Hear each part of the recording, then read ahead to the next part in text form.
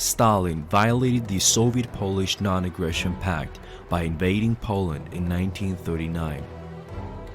Stalin violated the Soviet-Finnish Non-Aggression Pact by invading Finland in 1939 without any declaration of war, starting the Winter War. The heroic Finns fought back the Big Red Army. Stalin bombed Sweden in 1940. Stalin violated a provision of the Soviet-German Non-Aggression Pact, Ribbentrop-Molotov, by invading Lithuania, Estonia, and Latvia in 1940. Bolsheviks rolled in to terrorize, torture, and kill the people in the standard communist practice. The Soviet cattle car deportations afflicted more than 500,000 Estonian, Latvian, and Lithuanian Christian Europeans who were shipped to the Gulag. 12% of the entire Baltic population was either deported to Siberia or executed by the Jewish Soviet secret police. Stalin grabbed a piece of eastern Romania in 1940 and forced Romanians to surrender Bessarabia, Moldavia. In a sickening double standard, the Allies remained silent about this brutal Soviet aggression. Instead, the Churchill-Stalin Pact was signed on 15th of October 1939. Secretary of State for War Churchill signed the executive documents of this pact on 8th of February 1940 in London. The Allies did not give a rat's ass about Poland. They only used her to start the war against Germany. And now, still no boycotts and no war declarations on Soviet. No anti-communist propaganda in the media. And no, Stalin is the warmonger. Nothing. Since 1933, when he befriended the Soviets, Roosevelt had consistently maintained close relations with people who were either communist or communist sympathizers. Hitler was well aware that Stalin was on his way to invade Europe. His suspicions about Stalin have since the fall of Soviet been proven as being legitimate.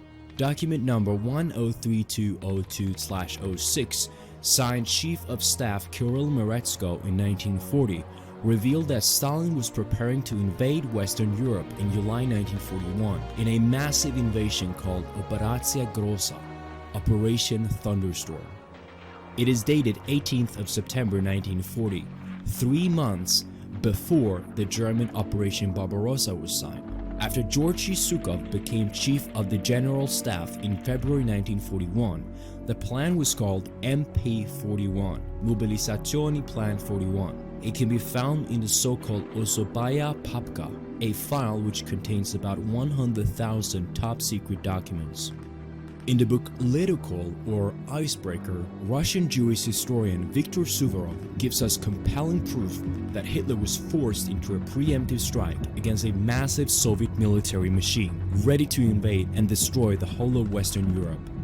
Suvorov quotes top-secret Soviet documents which proves that the Soviet army was entirely built as an offensive force. Stalin was using the classical divide-and-conquer strategy.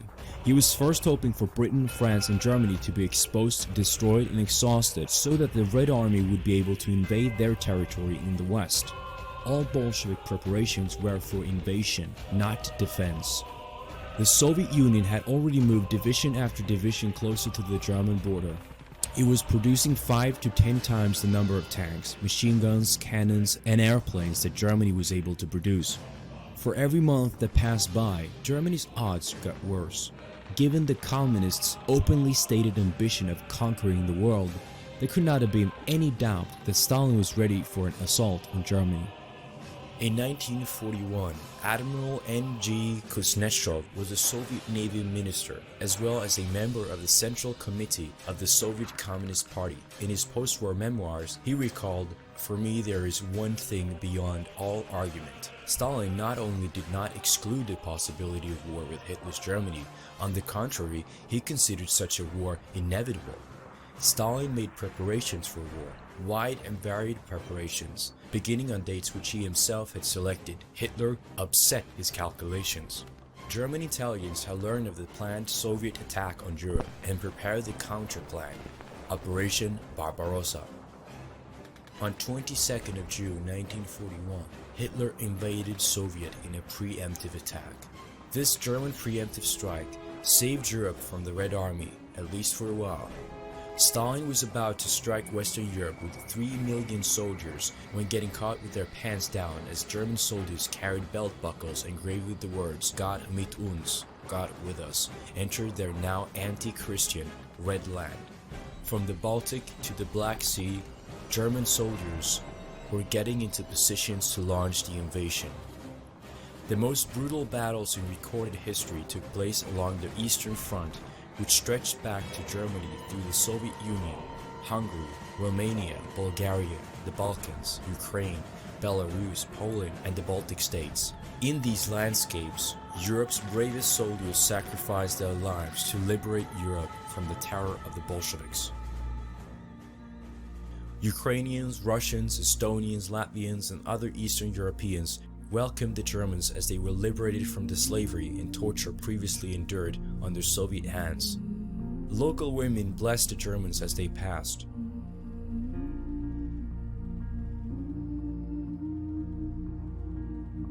Women gave the soldiers food, and the soldiers even helped them restoring homes and churches. The German villages, what was left of us, was herded into the cattle trains and shipped to Siberia. And quite a few villages really disappeared that way, and it was literally a matter of hours, if not minutes, until our turn in Halberstadt came. And I understand that actually half of Halberstadt was exiled. And we were already sitting at the railroad station. This was September 1941, when the German army overran the Ukraine and stopped the exiling, stopped the trains. They stopped the trains. And it was to us as if the Lord had sent us the angels. Here were people who spoke German, who spoke High German, who stopped the terror that had been upon us for 25 years, who came and opened the churches for us and said, you can have all the services you want. It was like heaven. My mother, to the day she died, never stopped talking about the wonderful 2 years that she had with the German army. When the German army came and took over the villages, they moved in on us. They took over the houses. We gave them gladly. They could have. My grandmother started cooking as if cooking went out of fashion, and it was magnificent when the Germans came. And they set up apparently certain headquarters there. They had some radio broadcasts, certain stations and so on, but most of them moved, of course, ran over us and moved east in their fight toward Moscow, in their push toward Moscow. But some stayed back, and we were absolutely convinced that the Germans had come to save us from communism. And never was there any reason for us to change our minds. Why should we? The Germans were heroes in our eyes.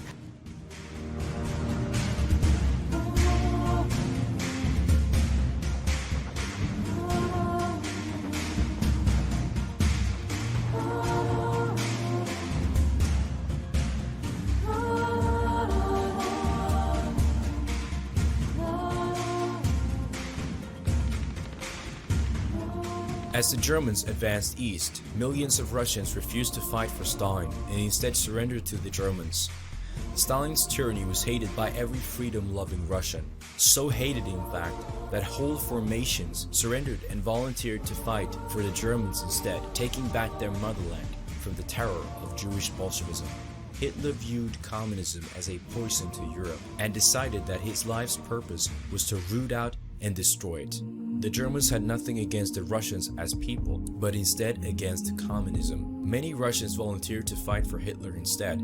Nearly 500,000 Russian volunteers served on the front lines, and another 100,000 or more serving in other non-combat positions. The anti-communist soldiers of the Russian Liberation Army wore German uniforms with a Russian patch. In 1944, it was officially renamed the Armed Forces of the Committee for the Liberation of the Peoples of Russia. They were led by General Andrei Vlasov, but under German high command. They fought bravely, primarily in key roles against the communist partisans.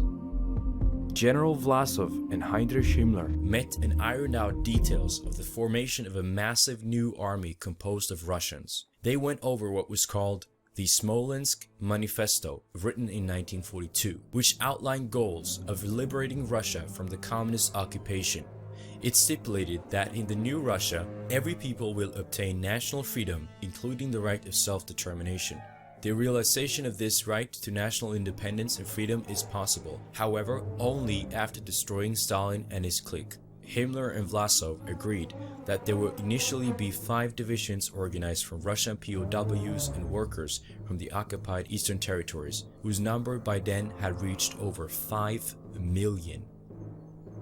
Hitler also formed the Einsatzgruppen, units for the necessary removal of the bloodthirsty Jewish Bolshevik leadership from the Soviet cities.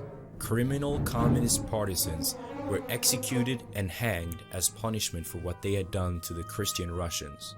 Stalin was now rumored to have suffered a breakdown. Adolf Hitler explained, "You probably all felt that this was a bitter and difficult step for me. The German people have never had hostile feelings towards the peoples of Russia. During the last 2 decades, however, the Jewish Bolshevist rulers in Moscow have attempted to set not only Germany, but all of Europe aflame. Germany has never attempted to spread its National Socialist worldview to Russia. Rather, the Jewish Bolshevist rulers in Moscow have constantly attempted to subject us and the other European peoples to their rule. They have attempted this not only intellectually, but above all through military means.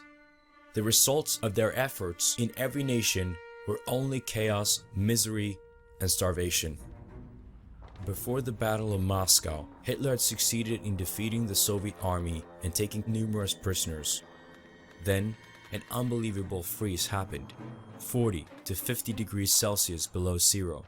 The cold caused problems for the Germans. The German troops had only summer uniforms and equipment was also freezing on the spot. No tanks could move. The weather would intensify and temperatures plummet. Time would decisively turn against the Germans, and before the last push of Wehrmacht into Moscow, Germany was stuck.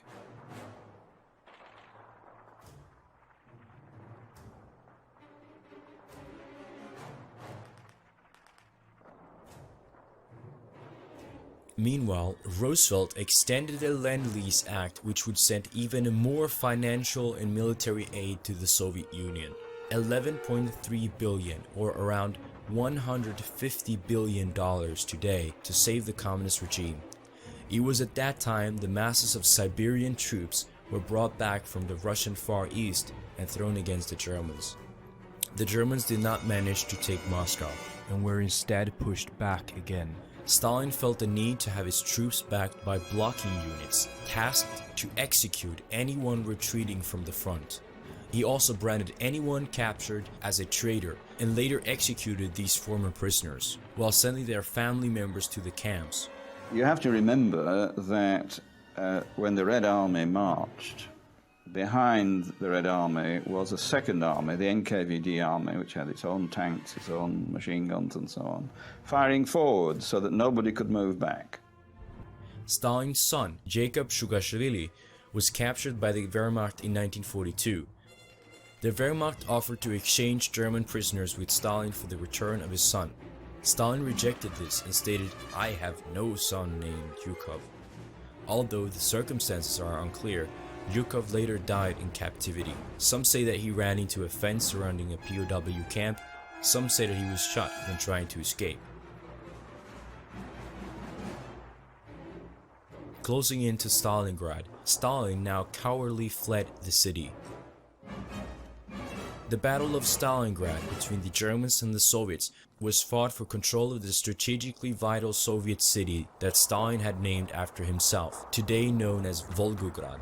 The battle was one of the bloodiest in history, with military and civilian deaths of nearly 2 million. Stalin's refusal to pull the Red Army out of the city led to a long barrier and tremendous amount of suffering for the hungry citizens. In July 1942, Stalin issued an order preventing any civilians, even women and children, from leaving the city. After the German offense captured most of the city, the US Lend-Lease equipped Red Army destroyed the Germans with bloody house-to-house fighting. The losses suffered by the Germans would make victory in Russia impossible. Germany's war economy was not set to total war mode until 1943, i.e., too late. On February 2, 1943, Field Marshal Friedrich Paulus finally surrendered to the Soviets. 300,000 German Croatian, Hungarian, Romanian, and Italian soldiers, including 35,000 Russian volunteers fighting for Germany against the communists, had now been surrounded. Over 11,000 refused to lay down their weapons at the officials surrendered, preferring instead to fight until death against the Bolsheviks. By early March, all resistance had been wiped out. Those who remained were forced to march east or work themselves to death in Soviet death camps. Historians have now confirmed that of the 11,237 letters that were sent by soldiers to their families, almost all of them expressed a willingness and determination to fight communism and die fighting for National Socialism and the Führer, Adolf Hitler. The Battle of Stalingrad would be a turning point in the war. After the Battle of Kursk in 5th of July to 23rd of August 1943, the Germans were outnumbered by more than 2 to 1 and suffered casualties of around 203,000, while the Communists lost 803,000. The Germans did not achieve their goal. Germany was forced into a full-scale retreat as the US opened a new front in Italy. Germany would never again regain the initiative in the war. The Germans were steadily forced completely out of Soviet territory, after which the Soviets pursued them across Eastern Europe and into Germany itself in 1945. The Germans would now fight in freezing weather conditions and at the same time offer much needed protection to refugees fleeing the murderous communists. More and more people desperately fled west to reach safety from the communists. And then of course in 1943 the story changed and the Germans were pushed back. And in the pushback, they moved us with them, what was left of us. And we went willingly. There was no moving at gunpoint. Had we stayed back, the communists would have taken us and executed us or shipped us to Siberia. So we very, very willingly moved, retreated with the Germans. You know, here we were walking toward the Reich, toward Germany, which had always been in our minds a fictitious place. We absolutely believed in Adolf Hitler. We believed in the nature of his struggle, in the merits of his struggle. We had these magnificent German soldiers protecting us all the way, and we were walking into the Reich. So there were lots of songs along the way in the beginning, in the fall. There were all these Hitler youth with their beautiful snappy clothing and on bicycles, and they were giving us fresh water, and the BDM girls were cooking and, you know, serving us coffee and so on. We always were fed by the army. They had field kitchens, traveling grim. Then the winter came and food was getting short, the horses were getting sick, the road was getting narrow, it was extremely cold. When I think of the war and of the trek, I do not think of hunger so much as of cold. It was always, always cold. That's what I remember. And then, of course, once the winter came, it became harder and harder. We had to often stay overnight in strange houses. The army would confiscate houses, would put the refugees there. The army protected us to the end. The army never, ever let us down, never let us down to the very end. Keep in mind also that Germany at that time did not need refugees. Yeah, that's for sure. You know, they were starving, they were struggling, they had nothing. They took us in as family.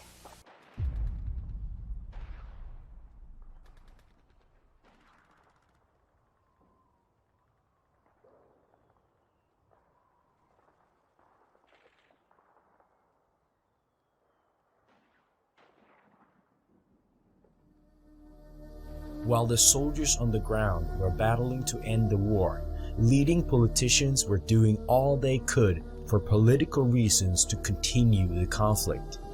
In October 1940, when Germany was in total control of the European war, there was no chance of British victory unless the US could be dragged into the conflict.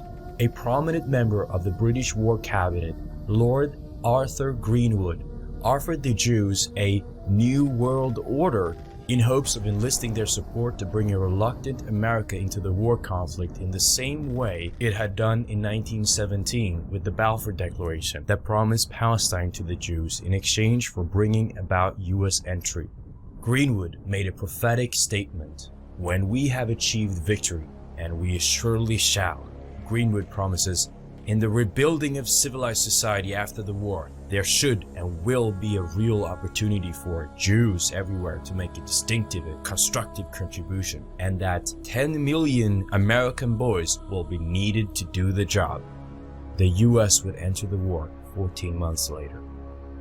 Chaim Weizmann said to Churchill in September 1941, "We managed to drag the United States into the First World War, and if they, the US, do what we demand in regards to Palestine and the Jewish armed forces, then we can get the Jews in the USA to drag the United States into this one too." Already in 1939, Brigadier General George Van Horn Mosley exposed a plan in the New York Tribune. The war now proposed is for the purpose of establishing Jewish hegemony throughout the world. Even though the British Empire already had vast resources and millions of men at her disposal, Churchill and Roosevelt would now push for the US to enter the war. Never before in history were the American people as anti-war or as united in their views as they were in 1939 about staying out of what they saw as yet another European civil war. The Gallup poll showed 94% of the American people was absolutely against participation in the war when it began in September 1939. The ordinary people were tired of these wars. Despite this fact, Roosevelt forced laws through Congress contradicting US supposed neutrality. In 1939, Roosevelt repealed the US Neutrality Act in favor of a one-sided supply of arms to Germany's enemies. The year after, Roosevelt passed the Lend-Lease Act, which officially ended his pretense of being neutral in the war. He also allowed American citizens to join the British Air Force. In a violation of international law, Roosevelt proceeded to freezing all German assets in the US and announced an oil embargo against aggressor nations. $1 billion in Lend-Lease aid was sent to Britain.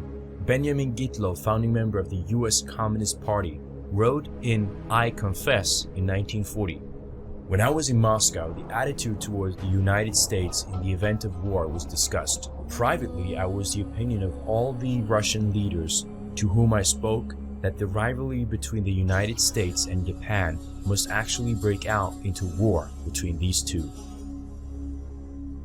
Because Roosevelt was well aware of the amount of popular feeling on this issue, he would repeatedly lie to the American people about his love of peace and his determination to keep the US out of war, while simultaneously actually doing everything in his power to take both Europe and America into war.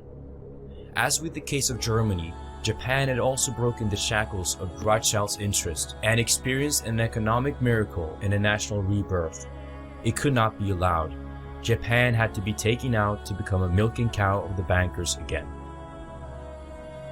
On 23rd of June 1941, United States Interior Secretary Harold LeClaire Hicks wrote in a memo to Roosevelt, "There will never be so good a time to stop the shipment of oil to Japan as we now have.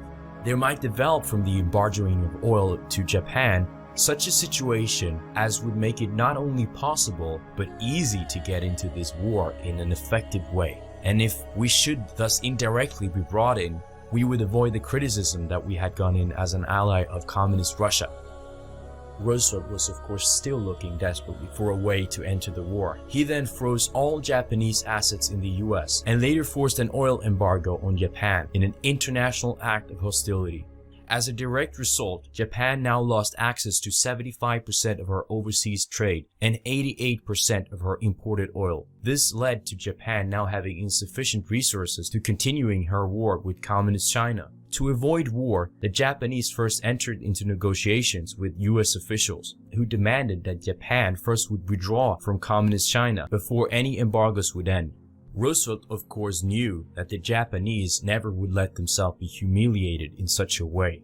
If the Japanese refused it, the embargo would continue, and they would collapse from economic strangulation. If they complied and withdrew all troops from the mainland, communism would sweep Eastern Asia, exactly as happened after the war, resulting in Communist China and the Korean and Vietnam Wars. The Japanese were giving a two-headed coin: die by starvation or die by communism. They decided to reject both of these options and fight instead. War Secretary Henry Stimson phrased it in his diary: "We faced a delicate question of the diplomatic fencing to be done so as to be sure that Japan is put into the wrong and makes the first bad move, overt move. The question was how we should maneuver the Japanese into the position of firing the first shot." The major organization which propagated up public support for US involvement in the European war before the Pearl Harbor attack was the cleverly named Committee to Defend America by Aiding the Allies. At the end of 1940, West Virginia Senator Rush D. Holt issued a detailed examination of the committee.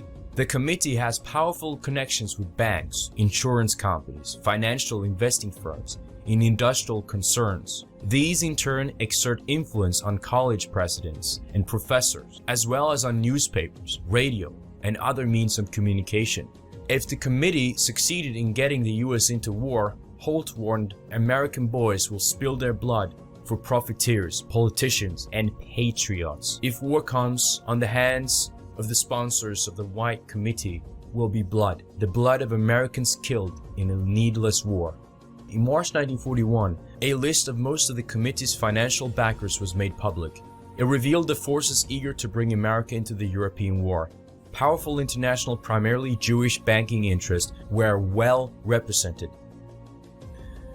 In his diary entry of the 1st of May 1941, Charles A. Lindbergh, the American heroic aviator and peace leader, exposed the coalition that was pushing the United States into the war. The pressure for war is high and mounting. The people are opposed to it, but the administration seems to have the bit in its teeth and is hell-bent on its way to war. Most of the Jewish interests in the country are behind war, and they control a huge part of our press and radio, and most of our motion pictures. Dr. Milton Eisenhower was General Eisenhower's brother. He said, "President Roosevelt found it necessary to get the country into World War II to save his social policies." Early in 1941, Congressman Martin Diaz's committee came into possession of a strategic map which gave clear proof of the intentions of the Japanese to make an assault on Pearl Harbor. The strategic map was prepared by the Japanese Imperial Military Intelligence Department. Martin wrote, "As soon as I received the document, I telephoned Secretary of State Cordell Hull and told him what I had. Secretary Hull directed me not to let anyone know about the map and stated that he would call me as soon as he talked to President Roosevelt. In about an hour, he telephoned to say that he had talked to Roosevelt and they agreed that it would be very serious if any information concerning this map reached the news services. I told him it was a grave responsibility to withhold such vital information from the public. The secretary assured me that he and Roosevelt considered it essential to national defense." General Elliot R. Thorps served as a military attaché in Dutch-controlled Java, Netherlands Indies, in 1941 when the Dutch broke a Japanese diplomatic code. The intercepted message referred to planned Japanese attacks on Hawaii, the Philippines, and Thailand. He immediately cabled the information to Washington and promptly delivered copies of the decoded text to including President Roosevelt, Secretary of State Cordell Hull, Secretary of War Henry Stimson, Army Chief of Staff General George Marshall, and the Chief of Naval Operations Admiral Harold Stark. Copies also went to Harry Hopkins, FDR's communist advisor. Because the US and Britain now had cracked Japan's naval communication codes, all important Japanese codes were broken. Roosevelt knew about the coming surprise attack, but no warning was sent to the commanders at Pearl Harbor. Naval intelligence intercepted and translated numerous Japanese naval dispatches, some clearly revealing that Pearl Harbor had been targeted. If a break in the US relations was forthcoming, Tokyo would issue a special radio warning. The message, to be repeated 3 times during a weather report, was Higashi no kaze ame, east wind, rain. East wind signified the United States. Rain signified diplomatic split, a war. This prospective message was deemed so significant that US radio monitors were constantly watching for it, and the Navy Department typed it up on special reminder cards. On December 4th, Higashi no Kaze-ame was broadcast and picked up by Washington intelligence. While issuing the final provocations of Japan, FDR and his military chairman George Marshall set the bait for the Japanese fish to bite.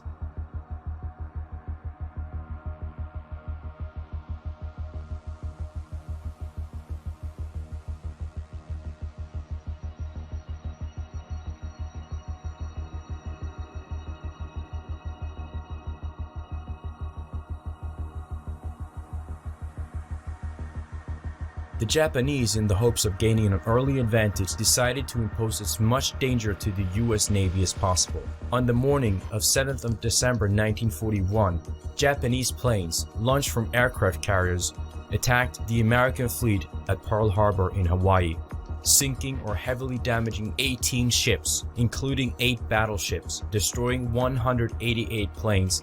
The attack on Pearl Harbor ignited a sudden press frenzy and a wave of patriotic enthusiasm for entering the war. Roosevelt and the people around him would finally have their World War. The attack was not a surprise. Roosevelt deliberately allowed 2,400 US sailors to die without any warning. From the diary of Henry Stimson, we can see that Stimson's immediate feeling was not one of sorrow or outraged over the lost lives at Pearl Harbor, but rather of relief. When the news first came that Japan had attacked us, my first feeling was of relief that a crisis had come. Oliver Littleton, wartime British production manager, was undeniably correct when he declared, "It is a travesty on history ever to say that the United States was forced into the war. America provoked the Japanese to such an extent that they were forced to attack." The text of Hirohito's war declaration appeared once in the New York Times before its allegations disappeared in the winner's official history.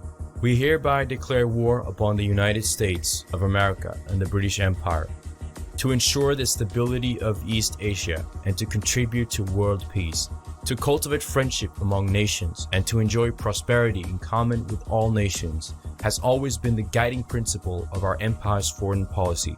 It has truly been unavoidable and far from our wishes that our empire has been brought to crossroads with America and Britain." Hamilton Fish made the first speech in Congress on 8th of September 1941, asking for a declaration of war against Japan. In his book, FDR, The Other Side of the Coin, Fish says he is ashamed of that speech today, and if he had known what Roosevelt had been doing to provoke Japan to attack, he would never have asked for a declaration of war. Fish said Roosevelt was the main firebrand to light the fuse of war both in Europe and the Pacific.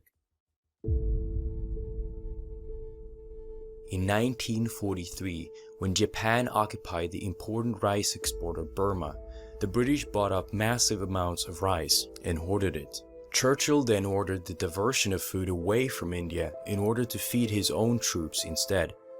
Now a rare commodity, the price of rice went up fourfold. The wheat from Australia, which could have been delivered to starving Indians before, was instead transported to British troops.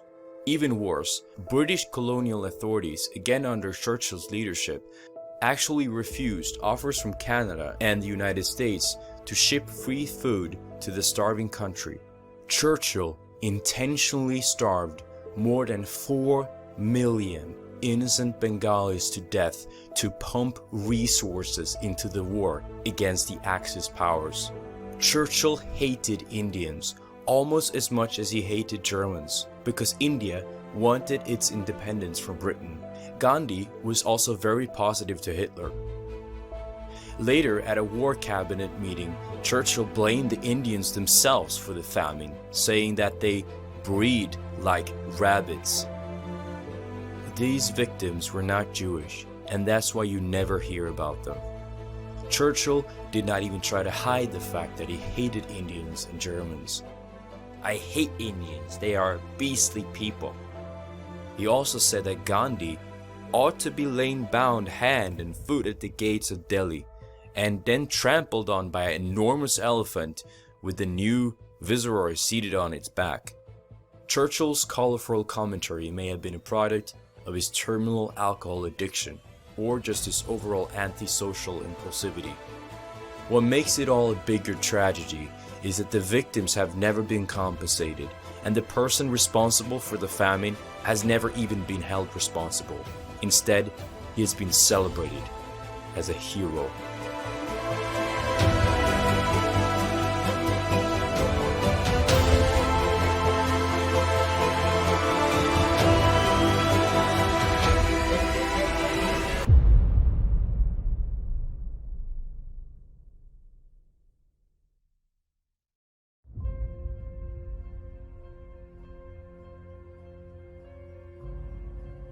The soft underbelly of Europe was left vulnerable to an attack, and the oil fields of Romania fueled the German military. Hitler worried that the Allies would invade Yugoslavia, Greece, and the Balkan nations to cut off Germany's oil supply and launch a final push upon Germany from the south and southeast.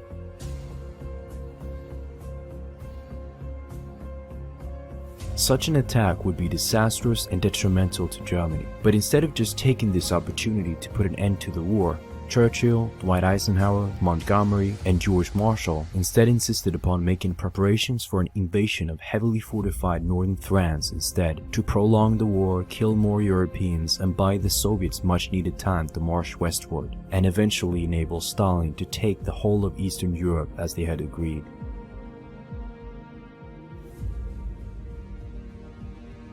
The reason for this was that Roosevelt and Henry Morgenthau envisioned a post-war world in which the Soviets and the United States would join forces to lay the foundations for a communist international world government, a UN. At the 6th hour of the 6th day of the 6th month of 1944, British, American, and Canadian forces crossed the English Channel and launched a D-Day invasion, landing in German-occupied France via the coast of Normandy. Roosevelt and Churchill had for years provided the Soviet Union with military and financial aid. Now they would finally send in their troops to fight and die for communism.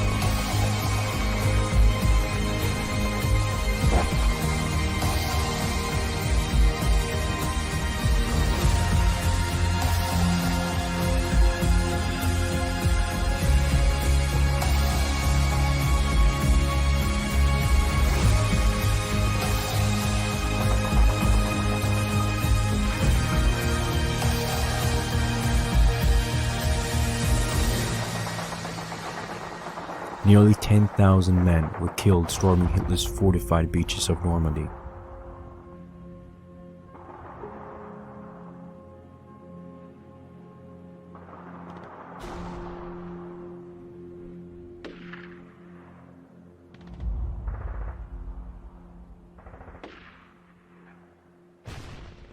In the end, overlords successfully established an initial beachhead of 100,000 troops.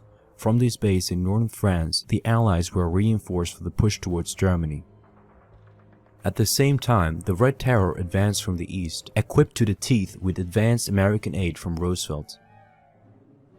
With Italy also under Allied occupation, Germany now had 3 fronts to defend: west, south, and east. In order to intentionally give the communists even more time to conquer and rape Eastern Europe, General Eisenhower and Marshall delayed the advance of General Patton's Third Army, going so far as to cut off shipments of gasoline to Patton's army. Patton said in August 1944, "At the present time, our chief difficulty is not the Germans, but gasoline. If they would give me enough gas, I could go all the way to Berlin."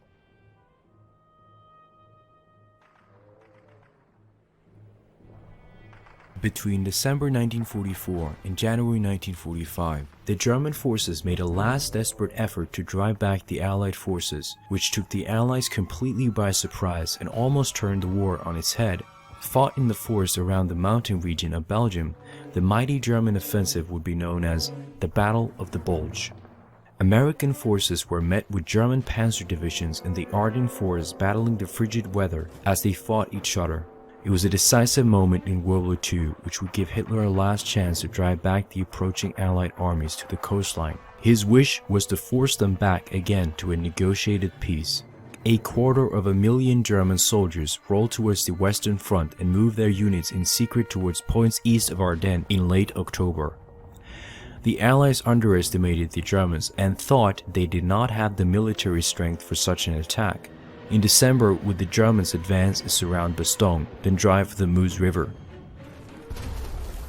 American troops discovered German troops in front and behind them. Thousands of Allied soldiers destroyed their weapons and gave up in one of the largest surrenders in military history. The ammunition was short as battalions were down to 10 rounds per gun, and the weather conditions were still cold and snowy.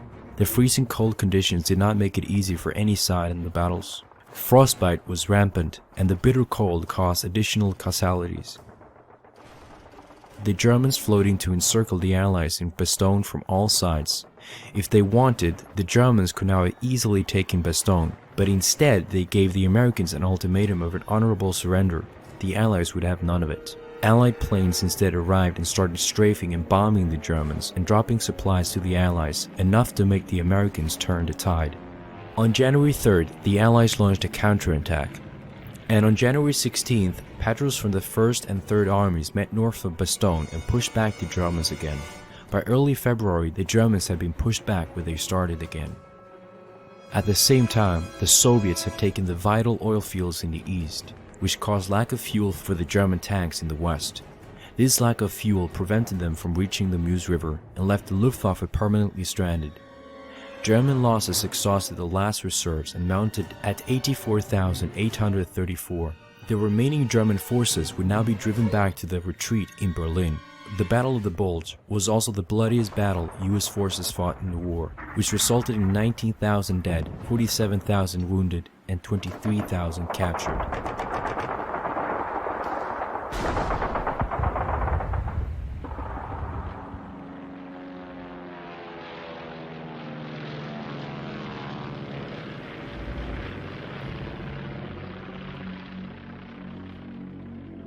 Winston Churchill appointed the Jewish professor Lindemann as his personal advisor. Lindemann, together with Churchill, decided that Germany would be subjected to area, carpet, saturation, unrestricted bombing, or what the victims themselves called terror bombing. Lindemann suggested the bombing of German cities and that working-class civilian areas were legitimate targets. These bombings began on 10th of August 1940 with the bombing of the small town of Freiburg. This was before the Germans began bombing British cities. The goal of the bombings was to break the spirit of the Germans. Between 1940 and 1945, 61 German cities with a total population of 25 million souls were destroyed in the bombing campaigns by the Allies. The Allies specifically targeted innocent civilians. Many large cities such as Cologne and Essen experienced more than 250 raids each. Churchill's deliberate strategy was killing as many German civilians as possible. Perhaps the next time round the way to do it will be to kill women, children, and the civilian population, Churchill explained. In 1943, when the US finally had rearmed the British, the civilization that the Germans had fought fiercely for was now surrounded from every single angle. Each plane heading for Germany was loaded with tons of high explosives and incendiary bombs. Over the cities, the Americans strategically bombed industrial plants during the day, while the British purposely targeted innocent civilians at night, aiming at houses of the working-class communities. The plan was to inflict as much damage, to destroy as many homes, and to kill as many women, children, and elderly as possible. Churchill wanted more than 2 cities a month demolished until none would be left. Bomber Harris championed the bombing of cities. The city he was most focused on was Berlin.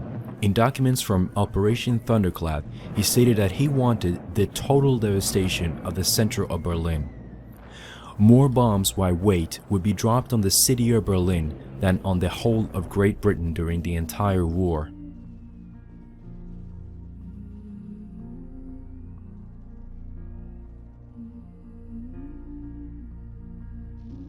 German cities will be subjected to an ordeal, the like of which has never been experienced by a country in continuity, severity, and magnitude. To achieve this end, there are no length of violence to which we will not go. Guaranteed Winston Churchill. As swarms of British bombers began the systematic destruction of Germany, tons of high explosives were unleashed on the nation, as schools, hospitals, homes, beautiful ancient art and architecture were all obliterated. The Allies thought that this would lower German morale on both the home and battle fronts, to the point that absolute collapse was inevitable for the Third Reich. In the horrific war crimes instigated by Churchill and Arthur Bomber Harris, hundreds of thousands of German civilians would now be burned alive in consequential firestorms in German cities. Many of these raids consisted of initial attacks using high explosive bombs to break up buildings, followed with attacks using thousands of incendiary bombs to set alight all the fabrics, furnishing and upholstery exposed by the explosives. In this way, firestorms were created under the right conditions, which burned tens of thousands of people alive, especially the women and children at home while the men were at the front. The first explosive bombs blasted the roofs of buildings in preparation for incendiary devices, knocking out the air raid warning systems and causing massive destruction and death. Fire halls and water mains were also completely destroyed. When the roaring bombers released their lethal cargo, a crescendo of fire descended on the cities. Dresden was turned into an ocean of fire. Air temperatures rose to 600 degrees Celsius, winds up to 45 meters per second, sucked all oxygen into the center of the storm. Hundreds of thousands of people were burned alive. A RAF crewman said, "There were people down there being fried to death in melted asphalt on the roads. They were being burnt up, and we were shuffling incendiary bombs into this Holocaust. I felt terribly sorry for the people in that fire I was helping to stoke up." It was evil.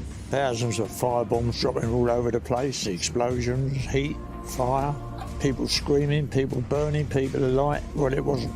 After about half an hour, it started developing into something which was really bad. A lot came over and dropped all these incendiaries. And then, of course, as wave after wave came over, so the impact got heavier. 35 minutes, 40 minutes after the first bombs had dropped, the bomb dropped outside the building that we was in, killed my mate, Harry, and about 3/4 of the people in there were killed. And so you go out and you come out of there and the whole place is a furnace. It's a furnace. Because we were in the centre of Dresden.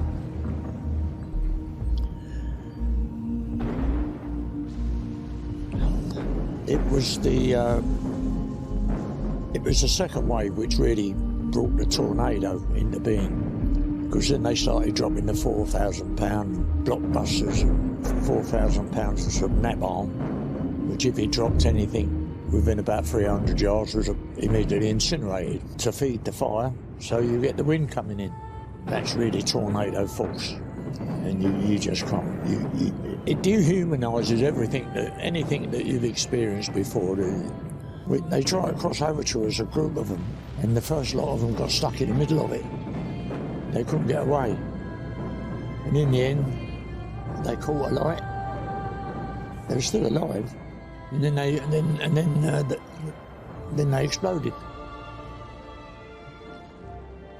Wave upon wave of phosphorus and incendiary bombs washed over the defenseless civilian German population. Thousands of German elderly, women and children suffocated or was burned alive in basements and tunnels where they were hiding, as the oxygen was sucked out of their hiding places and pulled toward the blaze to feed the flames. Thousands more were hurled into the air and sucked by the winds right into the fire. Some perished in a blast of white heat intense enough to melt the human flesh. Wherever there was a water fountain or canal, the city's inhabitants jumped in only to be boiled alive. The attacks left the cities a raging sea of fire. Hundreds of smaller fires merged into single huge conflagrations. Huge masses of air were then sucked in to feed the inferno, causing an artificial tornado. The firestorm in Dresden was so massive that pilots reported that their cockpits actually were illuminated by the Great Fire. The air suction of the fire was so powerful that it uprooted trees and lifted roofs from houses miles away. Total panic struck the people.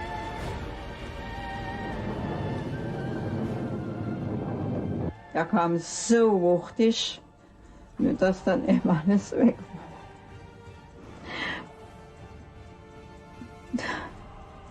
Die Menschen, die sind ja gerannt wie die Wahnsinnigen. Ringsrum brannte es brannte nur alles, alles.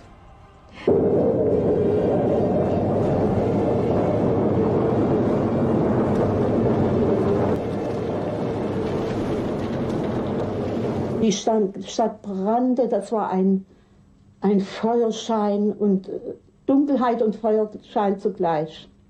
Das ist überhaupt nicht zu beschreiben. Ne? Ganz grausam. Eine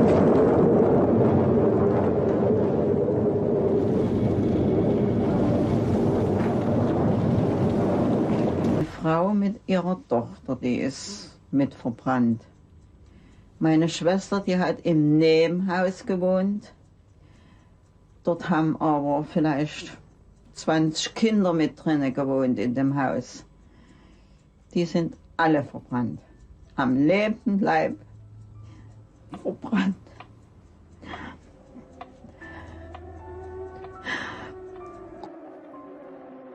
Achtung, Achtung! Hier ist der Befehlsstand der 1. Flakdivision Berlin. Die gemeldeten Bomberverbände befinden sich im Raum Hannover-Braunschweig. Wir kommen wieder.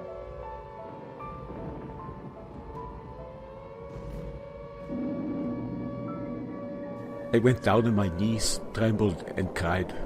Several women lay there with their bellies burst open, and one could see the babies, for they were hanging half outside. Many of the babies were mutilated. Scenes like that one I saw everywhere, and very slowly one became numbed. One acted like a zombie. Some found missing loved ones. Most, however, did not.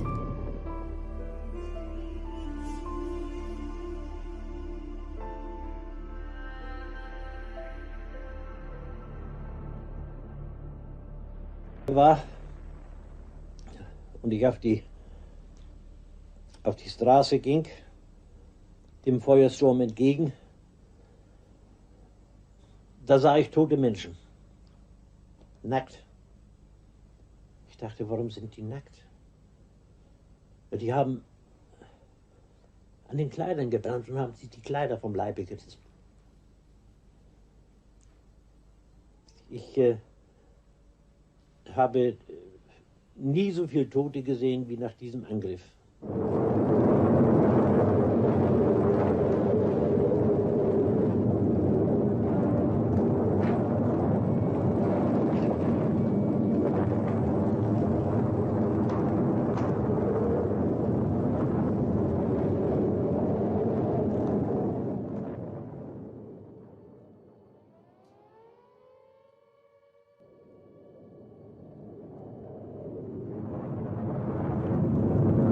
Es war furchtbar, es war furchtbar.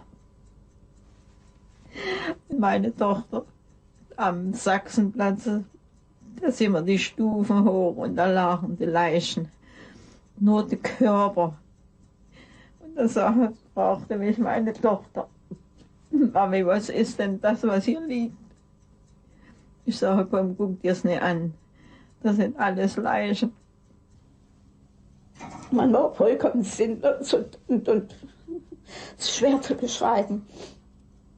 Und jedenfalls kommt mir dort im Dunkeln ein Mann entgegen, sehe ich plötzlich eine Gestalt auf mich zukommen von Kleinschachwitzer Ufer her.